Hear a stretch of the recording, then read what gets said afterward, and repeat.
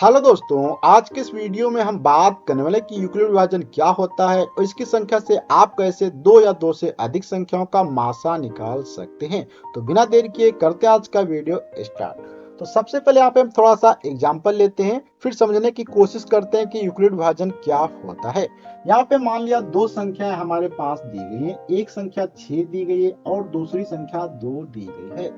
अब यहाँ पे अगर हम बात करें कि 6 या 2 अर्थात 2 क्या 6 को विभाजित कर सकती है, अगर विभाजित कर सकती है तो कैसे विभाजित कर सकती है, इसको हम यहाँ पे थोड़ा सा समझते हैं।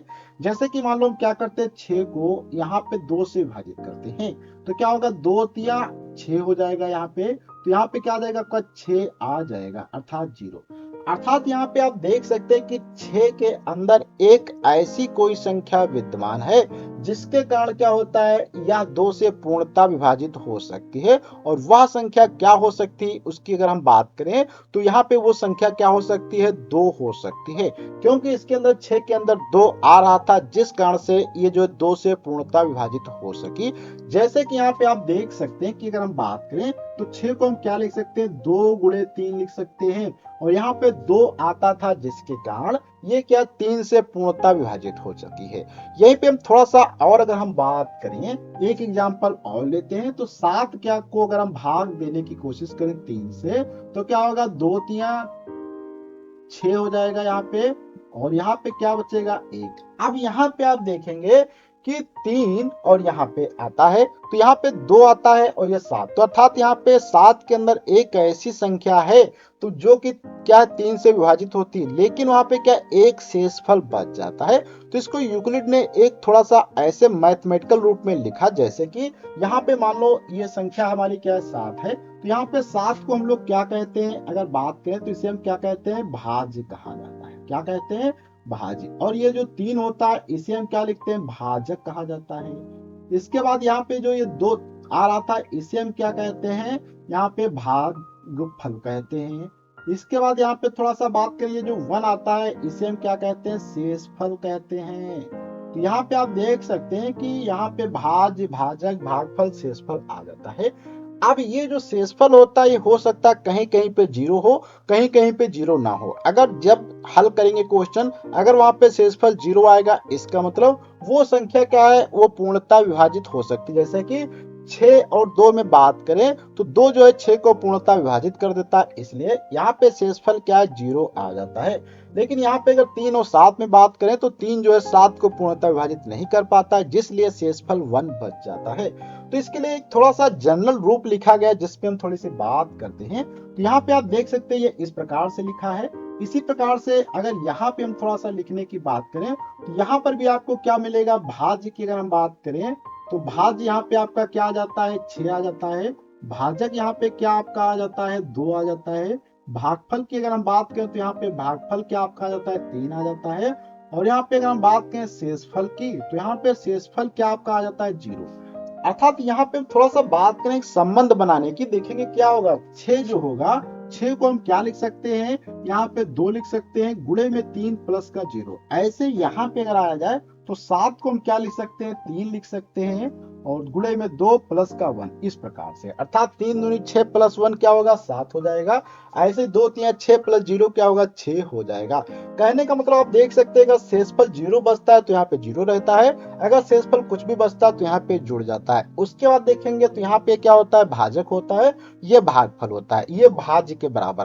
कहने का मतलब इसको हम थोड़ा सा अगर आसान शब्दों में लिखने की बात करें तो क्या हो जाएगा, भाज्य बराबर यहाँ पे क्या हो जाएगा, भाज्य बराबर भाजक, क्या होगा आपका, भाजक गुणे भागफल, ये इसको ब्रैकेट में कर देते हैं, प्लस यहाँ पे क्या आता है आपका, शेषफल आ जाता है।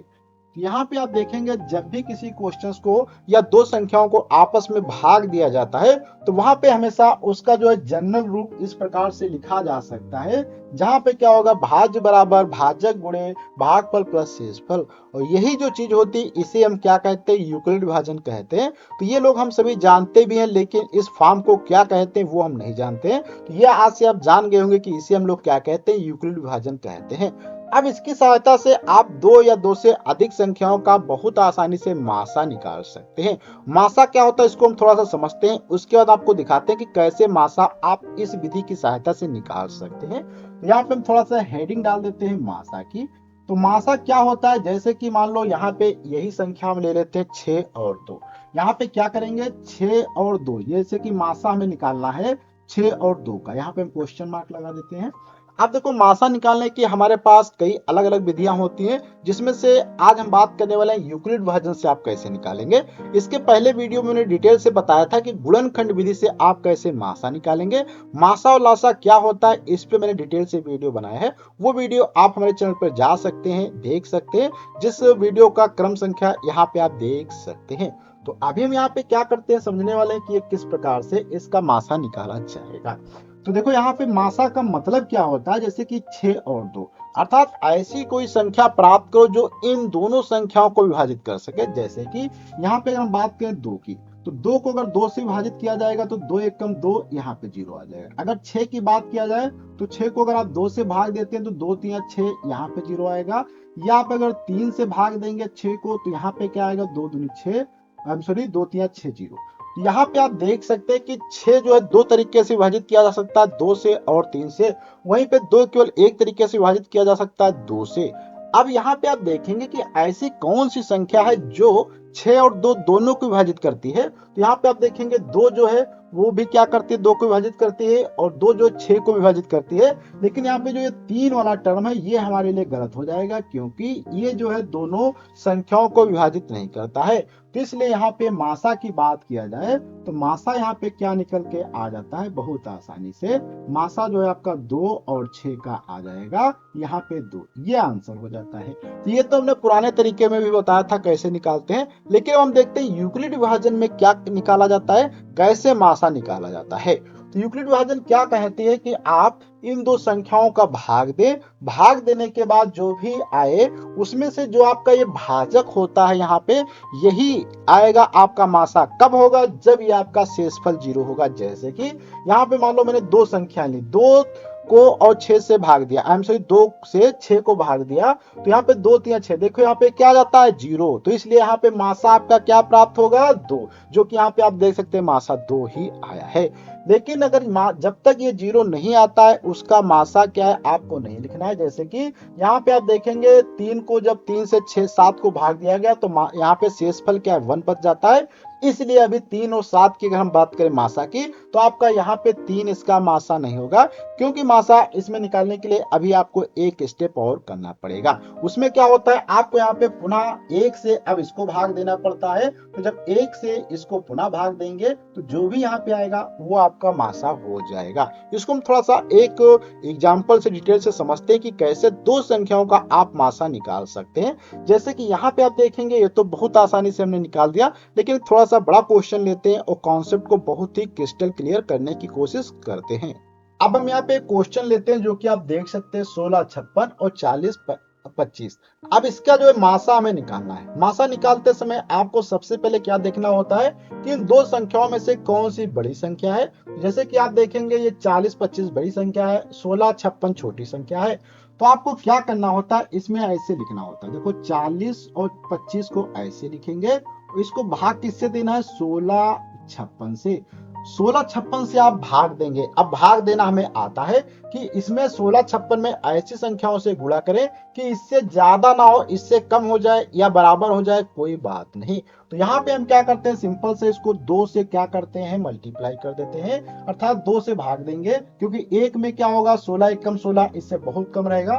2 बार में क्या आता है, देखो 6 दूनी 12 हो जाएगा, 5 दूनी 10 11 हो जाएगा, 6 दूनी 12 1 13 हो जाएगा, 2 एकम 2, यहाँ पे 1 3 हो जाएगा, जो कि यहाँ पे आप देख सकते हैं इसका 33 12 आ जाता है। अब यहाँ पे आप इसको घटाएंगे, घटाते समय आपका क्या बचता है, देखो ध्यान से समझना है। तो यहाँ पे क्या बचेगा 3 बचेगा, 2 में से 1 जाएगा 1 बचेगा, यहाँ पे 0 है तो यहाँ से 1 इधर आएगा, 10 में से 3 जाएगा, यहाँ पे 7 आ जाएगा। अब यहाँ पे आप देखते हैं इसका आंसर जो 713 आ जाता है। लेकिन ये 713 क्या है, यहाँ पे शेषफल है और इससे क्या छोटा तो विभाजित भी नहीं होगा। तो इसलिए जब तक आपका शेषफल 0 नहीं आएगा आपका मासा नहीं होगा। और इसको थोड़ा सा अगर हम बात करें यूक्लिड विभाजन में कैसे लिखा जाता है, तो देखो यहाँ पे क्या करेंगे, 40 25 को हम क्या लिख सकते हैं, 16 56 गुणे 2 प्लस यहाँ पे क्या हो जाएगा 713, जो कि यहाँ पे आप देख सकते हैं ये मैंने फार्मूला लिखा था उसके अकॉर्डिंग यहाँ पे हमने लिख दिया। अब यहाँ पे अब क्या करना पड़ता है, आपको नेक्स्ट स्टेप करना पड़ता है। नेक्स्ट स्टेप में क्या होता है, जो यहाँ पे शेषफल बचता है, इस शेषफल से इस जो है भाजक को भाग दिया जाता है, तो क्या होगा 16 और 56। अब यहाँ पे 16 56 को आप जब भाग देंगे तो ये हम क्या करते हैं, देखते हैं कितनी बार में जाएगा। देखो 7 दूनी 14, 7 3 21, 2100 ज्यादा हो जाएगा, तो इसको भी हम क्या करते हैं 2 बार में भाग देते हैं। 3 दूनी 6, 2 एकम 2, 7 दूनी 14, तो यहाँ पे 0 हो जाएगा, यहाँ पे 3 आ जाएगा आपका, यहाँ पे 2 आ जाएगा। यहाँ पे आप देख सकते हैं कितना बचता है, 230 बचता है, जो कि शेषफल भी यहाँ पर भी क्या है 0 नहीं है। तो यहाँ पे हम क्या लिख सकते हैं, देखो 16 56 बराबर क्या आ जाएगा 713 गुणे 2 प्लस 230, कोई बात नहीं है। अब यहाँ पे आपको क्या करना पड़ेगा, पुनः भाग देना पड़ेगा। तो पुनः कैसे भाग देंगे, आप 713 का ऐसे भाग देंगे, तो यहाँ पे भाग देंगे, देखो क्या बचेगा, यहाँ पे 2 से अगर भाग देंगे तो थोड़ा सा ज्यादा हो जाएगा, 3 से भाग देंगे और ज्यादा हो जाएगा, 4 से 700 से ज्यादा, तो यहाँ पे 3 से भाग देंगे तो क्या होगा, 3 0 में 0 हो जाएगा, 3 3 9 हो जाएगा, 3 दूनी 6 हो जाएगा, 690 आ जाएगा। 690 यहाँ से आप घटा देंगे तो क्या बचेगा, यहाँ पे 3 में से 0 जाएगा, 11 में से 9 जाएगा, 2 बचेगा, अर्थात यहाँ पे कितना आ जाता है, 23 आ जाता है। तो यहाँ पर अभी शेषफल 0 नहीं हुआ, अर्थात यहाँ पे हम क्या लिख सकते हैं, 713 को लिख सकते हैं 230 गुणे 3 प्लस का 23। चलो कोई बात नहीं, अब हम यहाँ पे फिर शुरुआत करते हैं। तो यहाँ पे थोड़ा सा इसको हम क्या करते हैं, भाग देना, इसको हम थोड़ा अलग लिख देंगे। यहाँ पे हम इसको भाग देना है 230 से, इसको यहाँ कर देते हैं और यहाँ पे लिख देते हैं, क्या लिखेंगे 713 बराबर 230 गुणे 3 प्लस 23, ये हो जाएगा, ठीक। ये अब देखो यहाँ पर भी अभी शेषफल 0 नहीं, यहाँ पर भी नहीं, यहाँ पर अब यहाँ पे जब 0 नहीं होता जब तक यही करना है, क्या करना है, यहाँ से भाग देंगे तो यहाँ पे क्या होगा, 23 एकम 23 हो जाएगा और यहाँ से 0 इधर चला जाएगा, तो यहाँ से 0 0 आ जाएगा। अब यहाँ से आप देखेंगे कि आपका यहाँ पे क्या हो जाएगा, 230 बराबर 23 गुणे 10 प्लस 0, अर्थात यहाँ पे आप देख सकते हैं कि लास्ट में इसका क्या आंसर आता है, शेषफल यहाँ पे 0 आ जाता है। जैसे ही शेषफल यहाँ पे 0 आता है तो ये जो चीज बचती है यही इसका क्या कहलाता है, लास्ट वाला टर्म जो होता है मासा कहलाता है।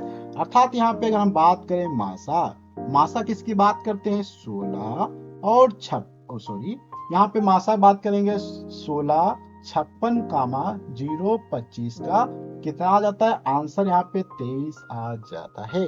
तो एक बार हम आपको फिर से समझाने की कोशिश करते हैं कि मासा में हम क्या करते हैं। तो आपको जो भी दो संख्याएं दी गई हो, सबसे पहले क्या करना है, उन दोनों संख्याओं में से बड़ी संख्या सेलेक्ट करना है। तो बड़ी संख्या जैसे कि 40 25 था, इसको पहले लिखना है, फिर जो छोटी संख्या उससे भाग देना है, भाग देने पे जो भी आएगा वो आपको यहाँ पे लिखना है। अगर शेषफल बच जाए, अगर 0 आ जाए तो कोई प्रॉब्लम नहीं, अगर कुछ बच जाता है शेषफल में तो उस शेषफल से इस वाले जो है भाजक को भाग देना पड़ता है। जैसे कि 16 56 को भाग देंगे, फिर यहाँ पे आप देख सकते हैं शेषफल 230 बच जाता है। तो अब आपको क्या करना है, 230 को पुनः इस भाजक को भाग देना पड़ेगा 713 को, तो यहाँ पे भाग देंगे 690 आता है, 23 यहाँ पे पुनः शेषफल आ जाता है। फिर से आपको 23 को क्या 230 से भाग देना पड़ेगा, तो यहाँ पे आपको क्या आएगा 23 कम 23 अर्थात 0 0, अर्थात यहाँ से आपका आप देख सकते हैं यहाँ पे 0 शेषफल आ जाता है, जिस कारण से आपका ये जो पद होता है यही मासा होता है इन दो संख्याओं का। तो इस प्रकार से आप कोई भी आपके पास अगर दो संख्या है तो उनका बहुत आसानी से मासा निकाल सकते हैं। अगर आपके पास में 3 संख्या है तो 3 संख्याओं में से आपको पहले कोई 2 संख्या ले लेनी है, उन दोनों संख्याओं का आपको क्या करना होगा, मासा निकाल लेना होगा। बाद में जैसे ये संख्या का यहाँ पे आ जाती है, अब इसके बाद जो आपके पास तीसरी संख्या हो उसके साथ में इसका मासा पुनः निकालना है, वहां पे जो मासा फाइनल आएगा वही इन दोनों संख्याओं का मासा होगा। तो आज की वीडियो हम लोग इतना रखते हैं, अगले वीडियो में मिलेंगे कुछ नई जानकारी के साथ में। और अगर आप हमारे हर एक नए वीडियो को देखना चाहते हैं तो इसके लिए आपको हमारे इस चैनल को सब्सक्राइब करना पड़ेगा। अगर आप इसी वीडियो को इंस्टाग्राम, फेसबुक पर देखते हैं तो प्लीज हमें फॉलो करना पड़ेगा। अगर आप फॉलो और सब्सक्राइब नहीं करते हैं तो आपको हमारे हर एक नए वीडियो की नोटिफिकेशन नहीं मिल पाएगी। तो आज की वीडियो में इतना रखते हैं, अगले वीडियो मिलेंगे कुछ नए कॉन्सेप्ट के साथ में, कुछ नए ट्रिक्स के साथ में। तो धन्यवाद।